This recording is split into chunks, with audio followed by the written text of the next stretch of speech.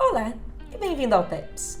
Hoje eu vou tentar fazer o link entre os três elementos dos quais eu falei anteriormente: sustentação nos braços, posição fisiológica de enrolamento e diálogo tônico-emocional, com o que sabemos atualmente sobre os riscos de um transtorno de desenvolvimento no bebê.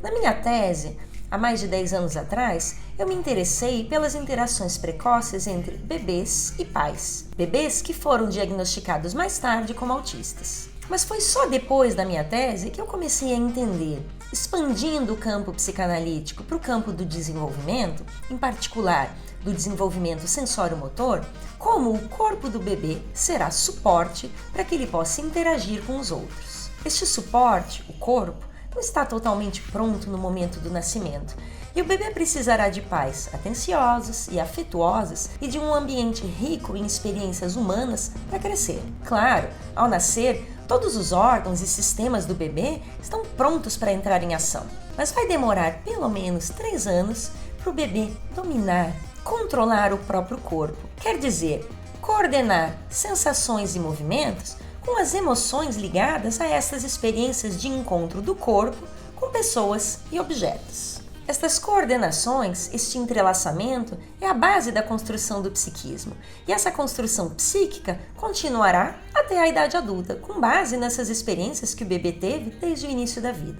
Eu gosto muito da analogia que faz Albert Coeman, um psicomotricista francês, sobre o processo de desenvolvimento psicomotor como a construção de uma casa. Primeiro, a fundação, depois as paredes e por fim o telhado. Eu levo essa analogia um pouco mais além para falar sobre o desenvolvimento global, físico e psíquico. Para que uma casa seja sólida, é necessário fundações. Se você construir paredes em uma base precária, a casa pode, na pior das hipóteses, um dia cair. Mas sem chegar a esse extremo, fundações frágeis provocam fissuras nas paredes, que são reparadas, cobertas com gesso, mas que não reparam a estrutura. Essas rachaduras representam para mim dificuldades de desenvolvimento menos massivas, mas que também merecem muita atenção. Voltando então a essa base, o corpo em construção como suporte para as interações e, posteriormente, como suporte para o pensamento. Bebês com risco de transtorno do desenvolvimento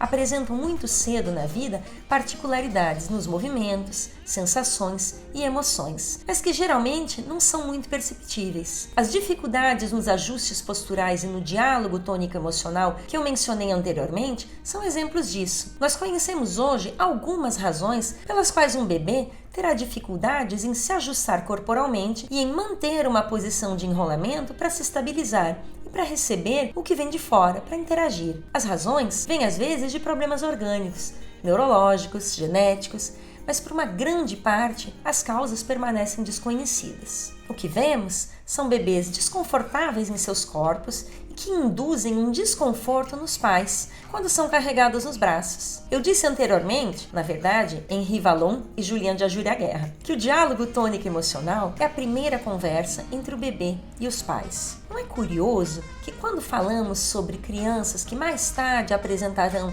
um transtorno do espectro do autismo, as dificuldades de comunicação sejam uma das principais características? A comunicação está enraizada no corpo. Esses bebês que os pais acham difíceis de serem compreendidos, muito quietos, muito pouco móveis em seus corpos, ou pelo contrário, muito agitados e difíceis de carregar e de acalmar. Existe, nas raízes das dificuldades de interação, de comunicação, de reciprocidade, de intersubjetividade, elementos corporais muito precoces, que começamos a conhecer e a compreender e que devem ser levados em conta na identificação e no tratamento das dificuldades de desenvolvimento. Começamos a entender que, para bebês com risco de desenvolver um problema, não é que eles não queiram, mas eles não podem interagir e, ao mesmo tempo, tratar as sensações, controlar os próprios movimentos e, em particular, o efeito sensorial e emocional dos seus movimentos e das suas ações. Vocês certamente já experimentaram momentos em que o corpo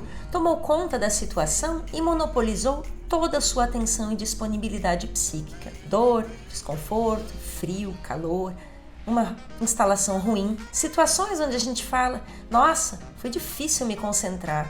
Ou, desculpa, eu não ouvi o que você disse, estava com muita dor. Para um bebê em construção e que, além disso, tem fragilidades, estar numa dupla tarefa é uma situação quase impossível. E eles têm apenas uma escolha: focalizar-se no próprio corpo. Este é o começo do que encontraremos mais tarde em crianças com autismo, a concentração nas sensações. As propostas terapêuticas para esses bebês visam liberá-los desta dupla tarefa, dar-lhes o suporte e as sensações necessárias para que eles se sintam existir, para que, enfim, eles estejam disponíveis para as interações. Este suporte para o bebê, nós teremos que investigar qual é o mais adequado, mas não podemos ignorar essa questão. São as fundações da casa. Este suporte diz respeito aos apoios corporais dos quais eu tanto falei, como a posição de enrolamento e a sustentação nos braços, mas também a maneira como o bebê recebe as sensações que vêm de fora. Uma atenção especial deve ser dada ao ritmo e ao tipo de solicitação oferecida. Alguns bebês têm dificuldade em organizar suas posturas, outros terão dificuldade